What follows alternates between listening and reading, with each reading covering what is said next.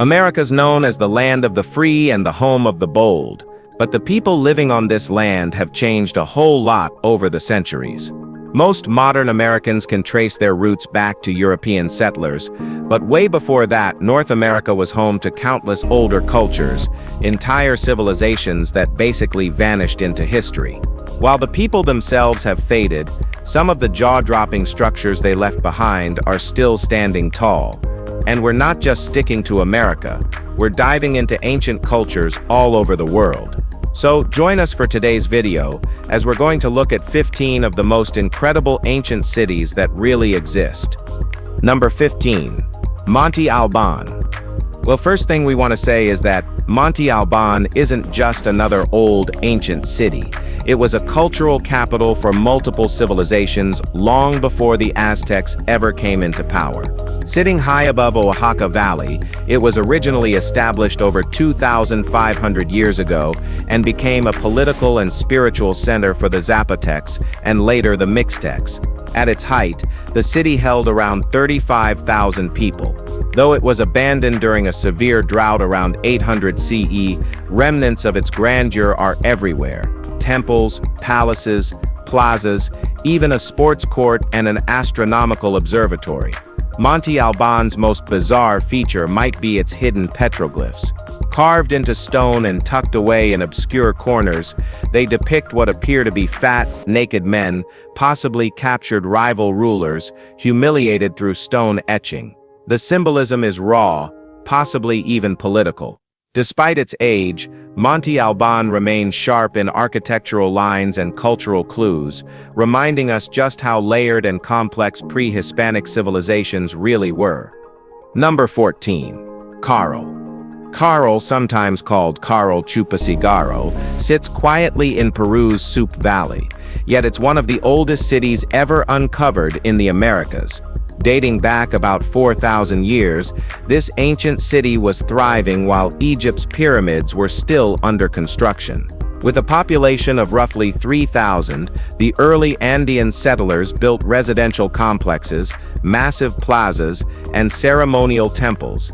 The standout is a towering platform temple, nearly 92 feet high and stretching over 490 feet in length. Despite decades of research, scientists still struggle to lock down a definitive construction date. What's fascinating is the complete absence of any weapons. There were no signs of warfare. Instead, archaeologists uncovered musical instruments, flutes and cornets made from llama and deer bones, suggesting this society focused more on celebration than conquest. Everything about Caral points to an organized, peaceful civilization, possibly even utopian by ancient standards.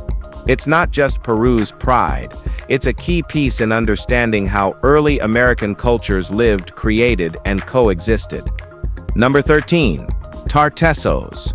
Even as early as the first millennium BC, Tartessos had a reputation that stretched across the Mediterranean, known not just for its trade but for legendary wealth. Located in what is now southern Andalusia, the name referred both to the region and its main harbor city. The Tartessian culture blended Phoenician influences with local Iberian traditions, turning vast metal deposits of silver, copper, tin, and gold into global currency. Their exports were so valuable, they even made it into the Bible.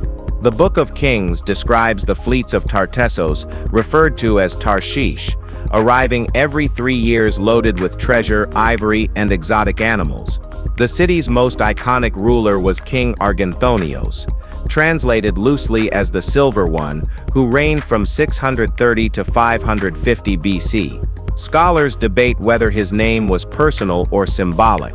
While some dismiss Tartessos as myth, others link it to Atlantis. Many believe it now rests beneath the Guadalquivir marshes near Seville, where its once navigable estuary led straight to the Atlantic. Number 2. Chaco Canyon. Chaco Canyon in New Mexico is the most complete ancient site in North America. Once the center of the ancestral Puebloan world, its scale still stuns archaeologists today. The structures here weren't random. Everything from room placement to window direction was calculated using astronomical alignment. One standout, Pueblo Bonito, sprawls across 2 acres, rises 4 stories high, and includes over 650 rooms. The canyon site stretches across 9 miles, more expansive than most modern downtowns. Some ruins may have functioned as dams, but more digging is needed to confirm that.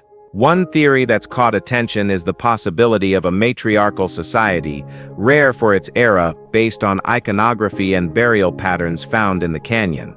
No other region in North America built anything this massive until the late 1800s, long after Chaco had been left behind. Yet what's still standing continues to challenge assumptions about early North American civilizations, especially their sophistication, planning, and social structures. Number 11. Castro. Located in modern-day Lazio on the western edge of Lake Bolsena, Castro has ancient roots tracing back to prehistoric settlements. Later taken over by the Etruscans, many believe Castro could be the long-lost Etruscan city of Stetonia. By 1537, Pope Paul III had carved out the Duchy of Castro, made the city its capital, and installed his son Pier Luigi Farnese as Duke. The Farnese family held power for over a century, until 1649, when tensions boiled over. Pope Innocent X accused Ranuccio II Farnese of orchestrating the assassination of Castro's newly appointed bishop, sparking full-blown conflict. The papal army moved in. After defeating the Farnese, the Pope gave the order to destroy Castro entirely. By September, it was gone. To seal his victory, he planted a marble column in the ashes, etched with the words, "Qui fu Castro." Here stood Castro. The city was never rebuilt. Today, its ruins lie swallowed by nature, sitting silently in the hills, a ghost of a political power that was once bold, and then erased. Number 10. Cahokia. Just outside present-day Collinsville, Illinois, sits Cahokia, once the largest pre-Columbian settlement north of Mexico. At its peak around 1200 CE, Cahokia was more populated than London, home to around 20,000 people. The site is marked by over 120 man-made mounds, the largest of which rises nearly 100 feet, still the tallest prehistoric earthen structure in North America. This wasn't just a massive village, it was a fully developed city with trade networks, social hierarchy, and religious practice. One of its most intriguing features is a wooden solar calendar, known as Woodhenge, believed to track solstices and equinoxes. But Cahokia also hides a darker side. One of the burial mounds contains mutilated human remains, likely victims of ritual sacrifice, possibly even buried alive. The city was abandoned by 1400, and no one's quite sure why. There's no clear sign of war or catastrophe, just silence. Whatever happened, Cahokia remains a rare glimpse into a society both super advanced and deeply spiritual. Number 9. Watson Brake.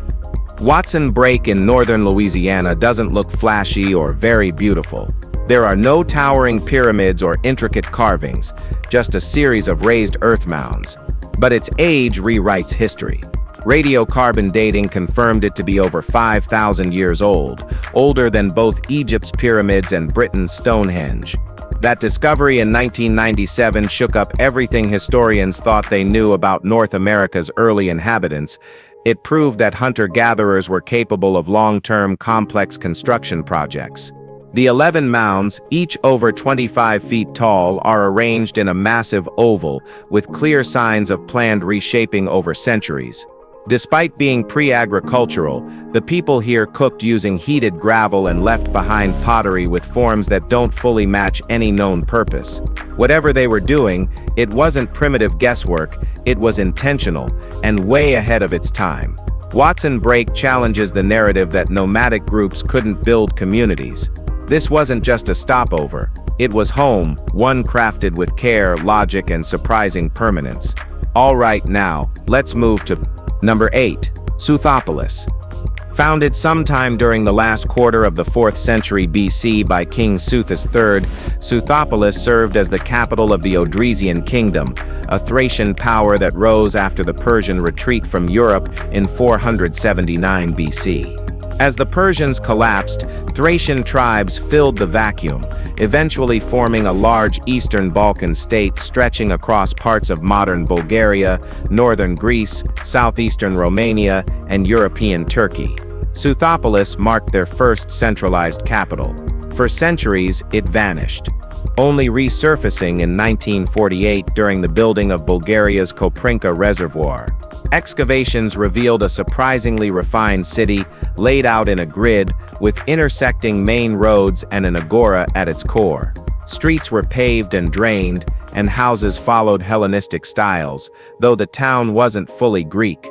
Ordinary citizens lived outside the city walls, while elite structures, including the palace, were separated by towers and inner walls. Each home contained its own altar, hinting at deep religious roots and suggesting Suthos III ruled not just as a king, but as a priestly figure as well. Number CA. El Tajine. El Tajine rises out of the Veracruz jungle with one of the most visually striking structures ever built in Mesoamerica, the Pyramid of the Niches. With 365 square-shaped alcoves built into its face, many believe it functioned as a solar calendar. But beyond that, almost everything about this city remains a mystery.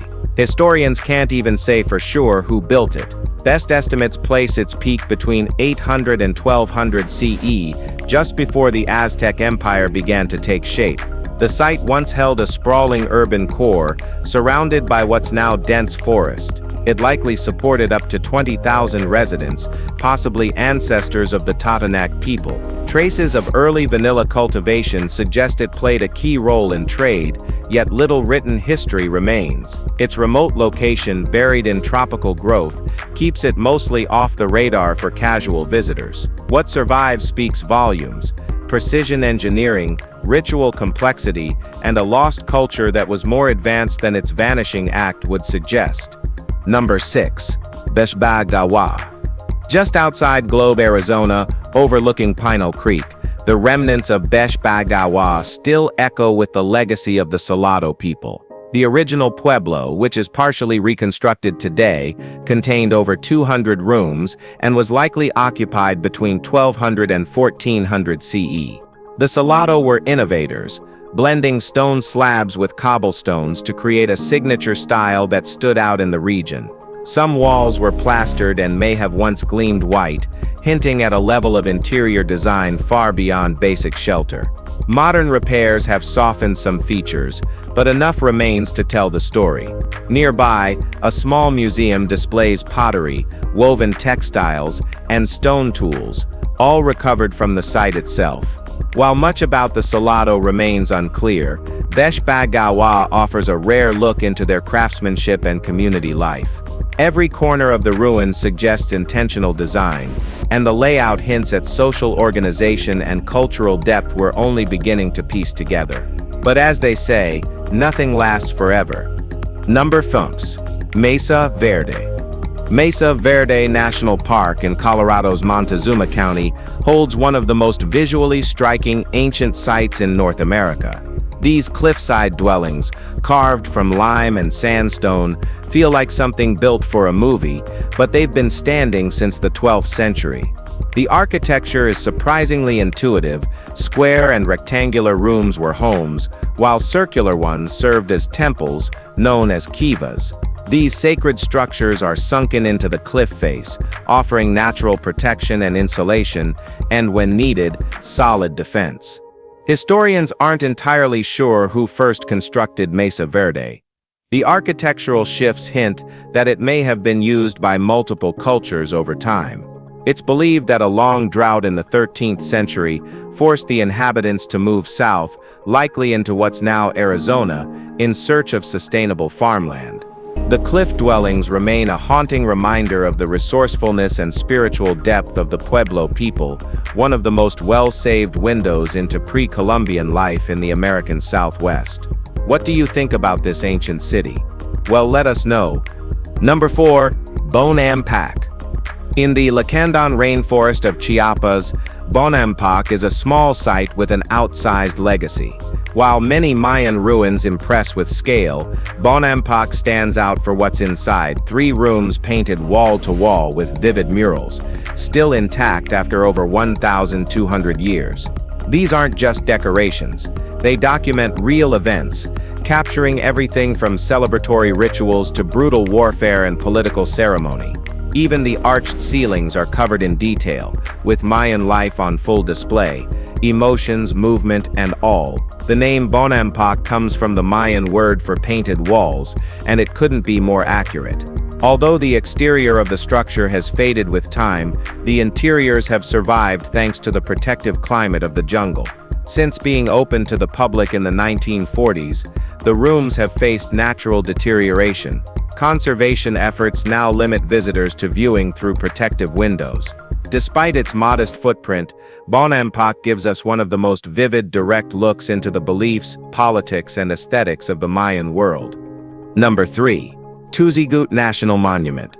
Perched on a rocky ridge in Arizona's Verde Valley, Tuzigoot was shaped by the Sinagua people between 1100 and 1400 CE. Built on a natural spine of stone, the site once included 110 rooms, many stacked and connected in an irregular sprawl. Central rooms were larger, possibly used for community events or ceremonial purposes. Unlike typical pueblos, Tuzigoot barely had doors. Instead, access was granted through trapdoors in the roofs, climbed using wooden ladders, a design choice that probably served practical and defensive purposes.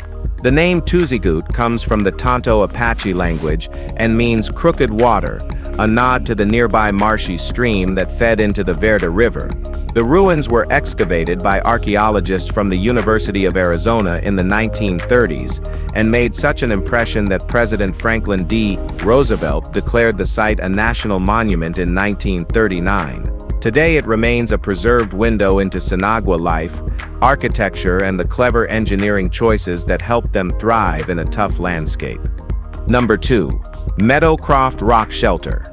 Well, now this one is just totally insane. Tucked into a cliffside near Avella, Pennsylvania, the Meadowcraftoft Rock Shelter might just be the oldest proof of human life in North America. Its discovery was accidental. A local farmer stumbled across an ancient flint knife in the 1950s, but didn't report it until years later. That led to a full archaeological dig in the 1970s, revealing a timeline that pushed human history in the region back nearly 19,000 years. The most astonishing part, people didn't just pass through, they stayed and kept coming back. Artifacts show continued human presence for more than 18,000 years, right up until around 700 years ago. Tools, animal bones, and fire pits point to consistent occupation, making it one of the longest-known continually inhabited sites on Earth. Today, the rock shelter is a walk-in museum. What was once a quiet cave is now one of the most significant archaeological sites in the U.S., turning the idea of when and how people lived in early America completely on its head. Number 1. Tikal. Tikal wasn't just a city. It was the heartbeat of the ancient Maya world. Located deep in Guatemala's Petén rainforest, this city started humbly over 3,000 years ago, but later evolved into a powerhouse of ceremonial life, military strength, and architectural brilliance. By the time its signature pyramids and palaces were built, Tikal had become a full-blown metropolis. The city center spans a dense square mile, with the surrounding sprawl covering at least 6 more. The pyramids here weren't just big, they were symbolic. The tallest one, Pyramid of 4, rises 213 feet, and holds the temple of the two-headed serpent at its crown. Tikal's inscriptions, carved into stone in intricate hieroglyphs, act as a timeline of Mayan life. The last dated text is from 889 CE, suggesting nearly 2,000 years of continuous occupation. Designated a UNESCO World Heritage Site in the 1970s, Tikal isn't just ruins, it's a living scroll of ancient genius, preserved in the thick of the jungle. If you've enjoyed this video, be sure to like, share, and subscribe to our channel for more amazing content like this. Thanks for tuning in, and we'll see you pretty soon.